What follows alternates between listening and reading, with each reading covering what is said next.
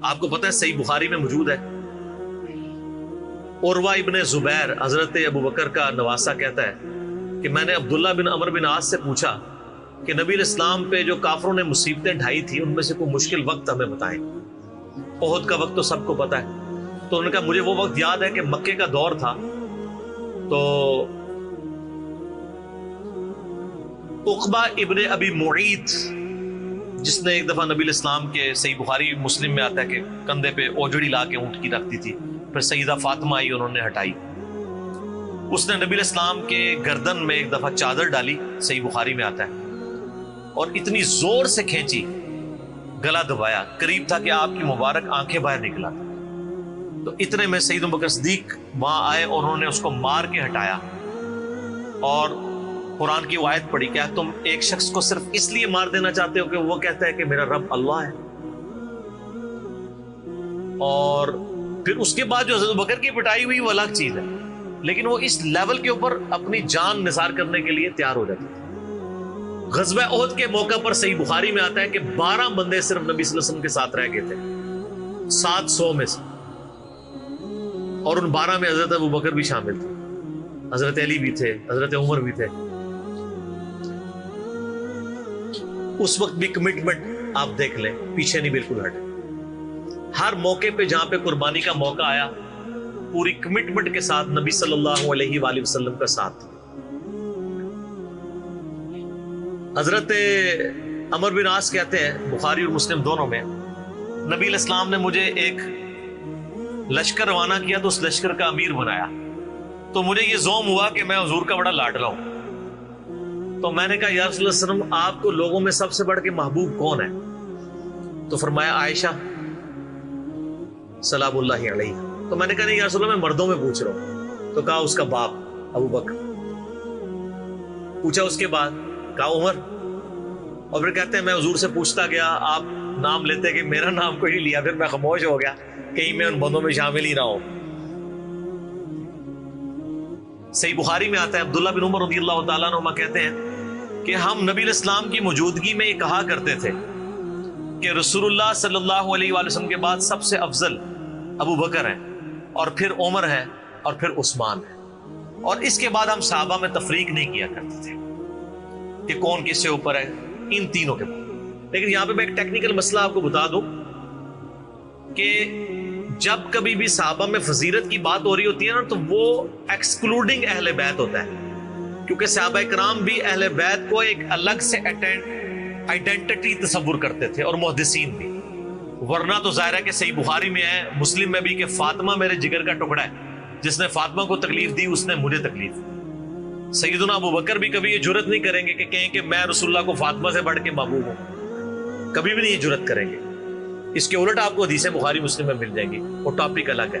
میں آپ کو ایک شرعی مسئلہ سمجھا رہا ہوں، محدثین کے ہاں، صحابہ کے ہاں جب کبھی بھی صحابہ کی فضیلت کی بات ہو رہی ہوتی ہے تو وہ ادر دین اہل بیت ہوتا ہے، یعنی اگر یہ فضیلت کی بات ہو رہی ہے تو اس میں حضرت فاطمہ، حسن و حسین، حضرت علی شامل نہیں ہے، ان کا مقام وہ ہاں وہ الگ سے ہے، وہ کیٹیگری الگ ہے، وہ اہل بیت کی کیٹیگری میں فال کرتی ہے، اور یہ اہل بیت کی کیٹیگری اتنی سٹرونگ ہے، آپ حدیث کی کتابوں میں دیکھیں گے کہ صحابہ کرام کے فضائل پہ چیپٹر الگ ہے، اہل بیت پہ الگ ہے، اور امہات المومنین پہ الگ ہے۔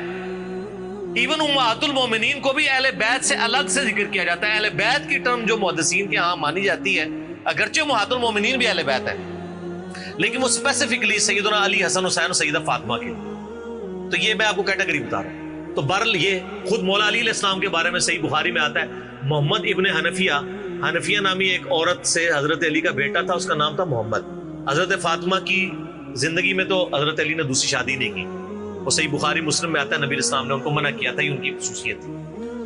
بعد میں انہوں نے کچھ شادیاں کی، اس سے بھی اولاد ہوئی، جس میں حضرت سیدہ حنفیہ نامی ایک عورت تھی، ان سے ایک بیٹا تھا محمد ابن حنفیہ۔ صحیح بخاری میں آتا ہے حضرت ابو بکر کے فضائل کے چیپٹر میں کہ محمد ابن حنفیہ کہتا ہے کہ میں نے اپنے والد علی ابن ابی طالب سے پوچھا، ابا جان بتائیں رسول اللہ کے بعد اس امت میں سب سے افضل کون ہے؟ تو انہوں نے کہا ابو بکر۔ تو میں نے پوچھا اس کے بعد؟ فرمایا عمر۔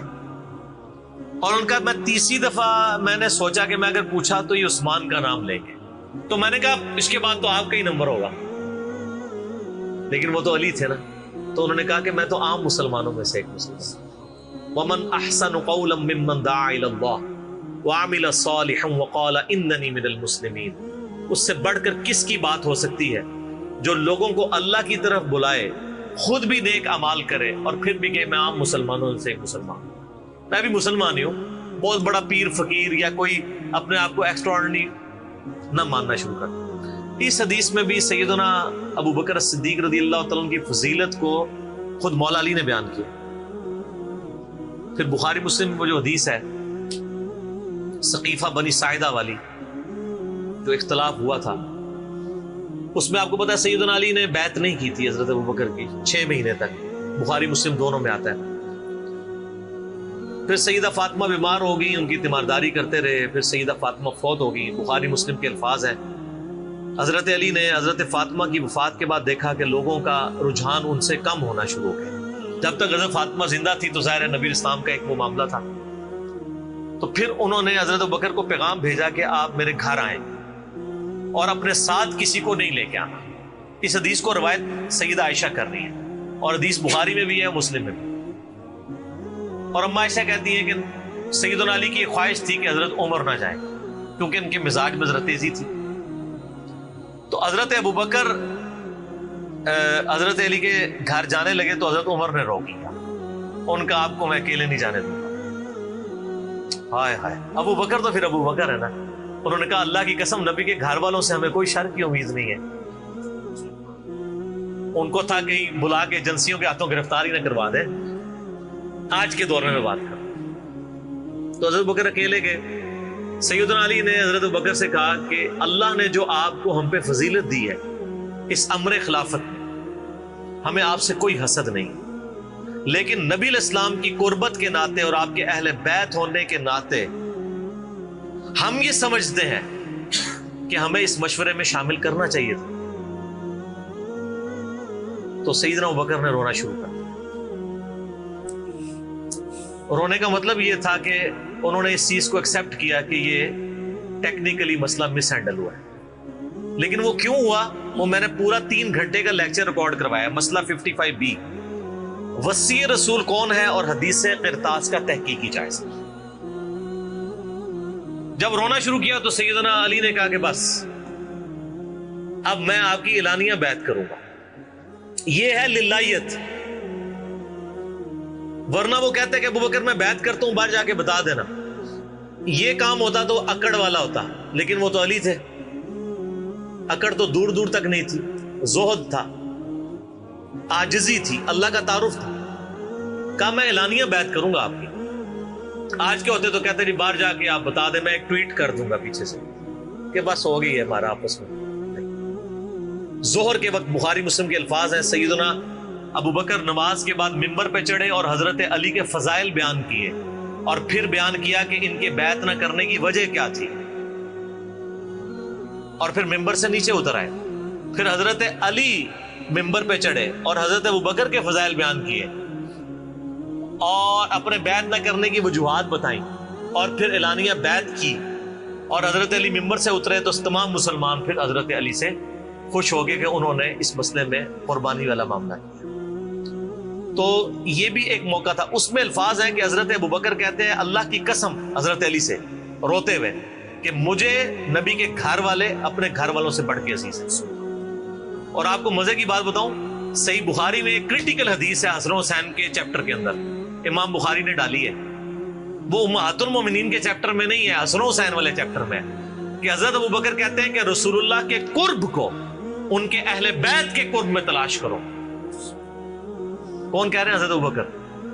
اور اہل بیت سے مراد کون؟ سیدنا حسن حسین، کیونکہ امام بخاری نے اس حدیث کو حضرت ابوبکر کے قول کو حضرت حسن حسین والے چیپٹر میں لیا کہ محمد صلی اللہ علیہ وآلہ وسلم کی قربت کو ان کے اہل بیت کی قربت میں تلاش کرو۔ تو سیدنا ابوبکر صدیق رضی اللہ تعالیٰ عنہ کو نبی الاسلام سے نسبت رکھنے والی ہر چیز بڑی بڑھ کر محبوب تھی، چاہے وہ آپ کے اہل بیت ہوں یا آپ صلی اللہ علیہ وآلہ وسلم کی قریبی کو رشتہ دار ہوں، ہر معاملے میں۔ اس لیے آپ دیکھیں نا، کمپرومائز آپ کو کہیں نظر نہیں آتا۔ سر بخاری میں آتا ہے کہ صلح حدیبیہ کے موقع پر حضرت عمر سے بھی تھوڑی سی مس ہینڈلنگ ہو گئی تھی، یا رسول اللہ ہم کیا حق پہ نہیں ہیں، پھر دب کے کیوں صلح کر رہے ہیں؟ حضور نے فرمایا کہ میں اللہ کا پیغمبر ہوں۔ پھر بھی تسلی نہیں، حضرت ابوبکر کے پاس آئے، پھر حضرت ابوبکر نے ڈانٹا کہ عمر وہ اللہ کے پیغمبر ہے۔ اور حضرت عمر کہتے ہیں مجھے پوری زندگی اس چیز کا غم رہے گا کہ میں نے بڑی جرت دکھائی۔ الٹیمیٹلی ثابت ہوا کہ صلح حدیبیہ والا جو معاملہ تھا وہ مسلمانوں کے حق میں شامل ہوا، لیکن حضرت ابوبکر کا آپ ایمان کا لیول دیکھیں کہ وہ سرکمسٹانسز پہ نہیں جاتے تھے، وہ کہتے تھے اللہ کے پیغمبر نے فیصلہ کیا، الٹیمیٹلی اسی میں خیر ہو۔ ان کا ایمان اس لیول کا تھا کہ وہ عقلی دلائل کو بعد میں رکھتے تھے،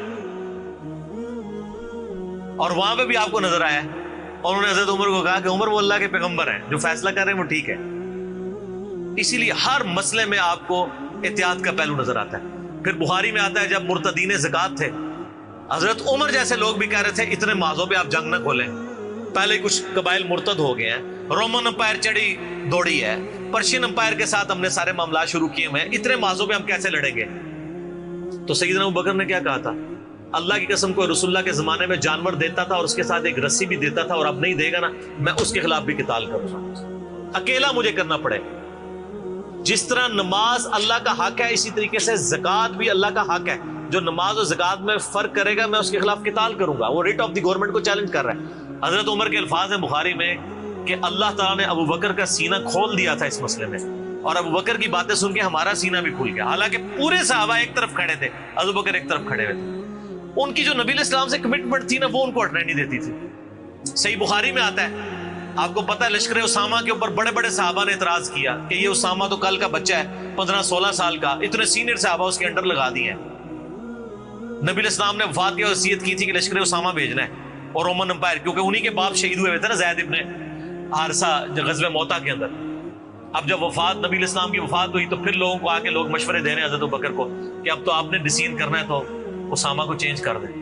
ہائے ہائے، انہوں نے کہا میں اسامہ کو، جس کو نبی علیہ السلام نے امیر مقرر کیا، میں اس کو چینج کروں؟ یہ ہو بھی نہیں سکتا۔ یہ ان کی کمٹمنٹ کا لیول تھا۔ تراویح کی جماعت نہیں شروع کرائی، سر کمٹمنٹ کا لیول دیکھیں۔ بھئی نبی علیہ السلام نے نہیں کرائی، میں نے بھی نہیں کرانی۔ حضرت عمر نے بھی 3 سال نہیں کی، بعد میں کروائی، لیکن اس میں ساتھ ہی انہوں نے، صحیح بخاری میں موجود ہے کہ اس سے افضل یہ ہے کہ جو رات کے آخری پہر میں اٹھ کے کوئی گھر میں نماز پڑھ لے، یہ صرف جواز کی حد تک۔ لیکن حضرت ابوبکر کی اطاعت کا لیول آپ دیکھیں، انہوں نے تراویح کی جماعت بھی نہیں شروع کروائی کہ نبی علیہ السلام نے نہیں کروائی، میں کیوں کرواؤں؟ بخاری میں الفاظ ہیں، عائشہ کہتی ہیں نبی علیہ السلام نے جب وہ ڈانٹ دیا تھا نا اور کہا تھا گھروں میں نماز پڑھو، تو معاملہ اسی طرح ہی رہا۔ پھر حضرت ابوبکر نے بھی پوری زندگی کسی کو تراویح پہ نہیں ابھارا، سب لوگ اپنی اپنی پڑھتے تھے۔ حضرت عمر کے بھی 3 سال گزرے۔ میں آپ کو یہ بتانا چاہ رہا ہوں کہ حضرت ابوبکر کسی معاملے میں رسول اللہ صلی اللہ علیہ وسلم کو کراس نہیں کرتے تھے۔ میری اپنی زندگی کا نچوڑ ہے، آپ اختلاف بھی کر سکتے ہیں۔ میں نے علمی دلائل کے ساتھ یہ چیز لرن کی ہے کہ خلفائے راشدین میں 2 بندے ایسے ہیں جنہوں نے کسی جگہ ایک رتی برابر بھی رسول اللہ صلی اللہ علیہ وسلم سے ہٹنے کی کوشش نہیں کی ہے۔ ایک حضرت ابوبکر اور دوسرے حضرت علی۔ حضرت عمر اور عثمان کی زندگی میں آپ کو کئی واقعات ایسے ملیں گے کہ انہوں نے اجتہاداً کچھ ایسے کام کیے ہیں جو بعد میں ان کو ریورس کرنے پڑے ہیں، انہوں نے اپنے اجتہاد سے کیے، ان کا معاملہ اللہ کے سپرد۔ لیکن حضرت ابوبکر اور حضرت علی جو تھے، یہ 2 پرسنالٹیز ایسی تھیں کہ ان میں جو سنت کو فالو کرنے کی کمٹمنٹ تھی نا، وہ ایسی تھی کہ وہ اپنی عقل کو دوسرے نمبر پہ رکھتے تھے۔ ابو داؤد میں حدیث نہیں، حضرت علی کہتے ہیں اگر عقل پہ جانا ہوتا نا تو میں پاؤں کے نیچے کا مسا رکھتا موزوں پہ، کیونکہ وہ گندا تو وہ ہوتا ہے ایسا، لیکن سنت کہتی ہے اوپر، کہتا اوپر پہ حج تمتع۔ ایون صحیح بخاری میں آتا ہے جب قرآن جمع کرنے کی باری آئی تو کس نے مخالفت کی؟ حضرت ابوبکر نے۔ میں وہ کام کیوں کروں جو رسول اللہ نے نہیں کیا؟ پھر صحابہ سے ڈیبیٹ ہوئی، الٹیمیٹلی حضرت ابوبکر صدیق قائل ہوئے۔ ان کا پہلا جواب ہمیشہ ہوتا تھا نا، نبی نے نہیں کیا، نہیں کرنا۔ اب میرے ساتھ بحث کرو، قائل ہوں گا اور دیکھوں گا کیا رسول اللہ صلی اللہ علیہ وسلم کی منشا اس میں شامل تھی تو میں ایگری کروں گا، ادروائز نہیں۔ اسی وجہ سے حج تمتع پہ بھی پابندی نہیں لگائی، حضرت عمر نے لگائی، بعد میں ریورس کرنی پڑی، حضرت عثمان نے بھی لگائی، پھر ریورس کرنی پڑی، صحیح بخاری میں آتا ہے حضرت علی نے مخالفت کی۔ لیکن حضرت بکر کی زندگی میں آپ کو سنت کے ساتھ کمٹمنٹ کا یہ لیول ملے گا، کبھی ان کو کوئی ڈیسیژن ریورس نہیں کرنا پڑا۔ ان کی نبی علیہ السلام کے ساتھ جو عقیدت تھی نا، اور ہر معاملے میں، حتیٰ کہ صحیح بخاری اور مسلم میں آتا ہے، اور نبی علیہ السلام کا کیا ریگارڈ ہے، بخاری مسلم دونوں میں آتا ہے کہ نبی صلی اللہ علیہ وآلہ وسلم نے یعنی بیماری کے دن تھے آپ کے، آپ نے فرمایا کہ ابو بکر کو میری جگہ نماز پڑھائے. تو حضرت عائشہ کہتی ہیں کہ میں نے کہا یا رسول اللہ صلی اللہ علیہ وسلم میرے باپ جو ہے رقیق القلب ہیں، آپ کی جگہ مصلی پہ کھڑے ہوں گے نا تو وہ برداشت نہیں کر سکیں گے کہ یہ دن بھی دیکھنا پڑا کہ اللہ کے نبی مصلی پہ نہیں آئے اور میں ان کی جگہ کھڑا ہوں، تو نماز نہیں پڑھا پائیں گے. تو آپ فرمایا لا، ابو بکر کو کہو کہ نماز پڑھائیں. پھر انہوں نے ریکویسٹ کی، نبی علیہ السلام اتنے غصے میں آئے. بخاری اور مسلم کے الفاظ ہیں، آپ نے فرمایا تم تو یوسف والیاں ہو. ہوئے ہوئے ہوئے، یوسف کو کس نے تنگ کیا تھا؟ زلیخا اور باقی عورتوں نے. حضرت یوسف کو تنگ کیا نا، اپنی طرف مائل کرنا چاہتی تھی. یہاں پہ وہ والا نیگیٹو پہلو نہیں تھا، لیکن یہاں پہ نبی علیہ السلام نے اپنی بیویوں کو کیا کہا؟ تم بھی یوسف والیاں ہو. جس طرح ان عورتوں نے یوسف کو اپنی مرضی کے مطابق چلانے کی کوشش کی تھی، تم مجھے اپنی مرضی کے مطابق چلا رہی ہو. ابو بکر کو کہو کہ نماز پڑھے. اتنی کمٹمنٹ. پھر انہوں نے نماز پڑھائی.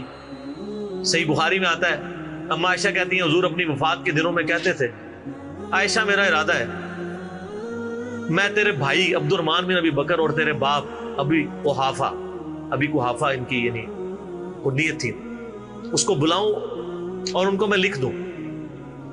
مجھے خطرہ ہے کہ میرے بعد کوئی ڈیمانڈ کرے گا، لیکن اللہ اور میری امت ابو بکر کے علاوہ کسی کے لیے راضی نہیں ہوگی. یہ تو بعد میں پتہ چلا نبی علیہ السلام اشارتاً کیا بات کر رہے تھے، امر خلافت. اس حدیث کے تحت میں نے 55B مسئلے میں بتایا کہ نبی علیہ السلام اگر اپنی زندگی میں کسی کو خلیفہ نامزد کرتے تو حضرت بکر کو کر کے جاتے، کیونکہ نبی علیہ السلام بادشاہ نہیں تھے، اللہ کے پیغمبر تھے. آپ اپنے خاندان میں کبھی بھی یہ معاملہ نہیں کر سکتے تھے، اور یہ بات صحابہ کرام کو پتہ تھی. لیکن جب اللہ نے آپ کو گارنٹی دی کہ اللہ اور میری امت ابو بکر کے علاوہ کسی پر راضی نہیں ہوگی، تو پھر نبی علیہ السلام نے اس مسئلے کو ان اٹینڈڈ چھوڑ دیا. بخاری میں ہی آتا ہے، ایک عورت حضور کے پاس آئی اور کہا یا رسول اللہ آپ فوت ہو جائیں اور میں اس کے بعد آؤں اور آپ کو نہ پاؤں، تو فرمایا ابو بکر سے مل لینا میرے بعد. تو اشارے تو کافی آپ نے چھوڑے ہوئے تھے اس حوالے سے. صحیح بخاری مسلم میں حدیث ہے، نبی علیہ السلام ایک باغ میں بیٹھے تھے، ابو موسیٰ اشعری کہتے ہیں دروازے پہ دستک ہوئی، آپ نے فرمایا جو کوئی بھی ہے اسے جنت کی بشارت دے دو. کہا دروازہ کھولا سیدنا ابو بکر. میں نے کہا رسول اللہ صلی اللہ علیہ وسلم نے جنت کی بشارت دی. تو انہوں نے کہا کہ تکبیر بلند کی اور اللہ کا شکر ادا کیا، اللہ اکبر کبیرہ والحمدللہ کثیرہ.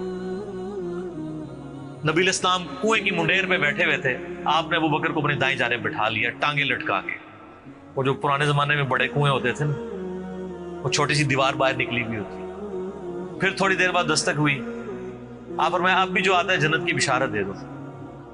دروازہ کھولا سیدنا عمر، ان کو بشارت دی. انہوں نے بھی پھر اللہ کی حمد اور تکبیر بلند کی. پھر تیسری دفعہ دستک ہوئی، فرمایا اب جو کوئی ہے اسے جنت کی بشارت دو، لیکن ان مصیبتوں اور پریشانیوں کے ساتھ جو اسے آئیں گی.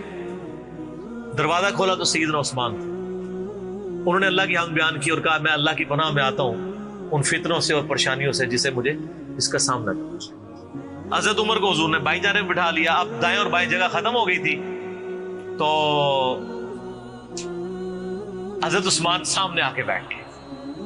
راوی کہتے ہیں کہ میں نے اس سے یہ رزلٹ نکالا ہے کہ ابو بکر و عمر رسول اللہ کے ساتھ دفن ہوں گے اور حضرت عثمان کی قبر رسول اللہ کے سامنے بنے. سر آج بھی میں حضرت عثمان غنی کی قبر مبارک پہ کئی دفعہ حاضر ہوا ہوں، ایگزیکٹ روضہ شریف کی سیدھ میں قدموں کی جانب، اور ابو بکر عمر ساتھ ہیں.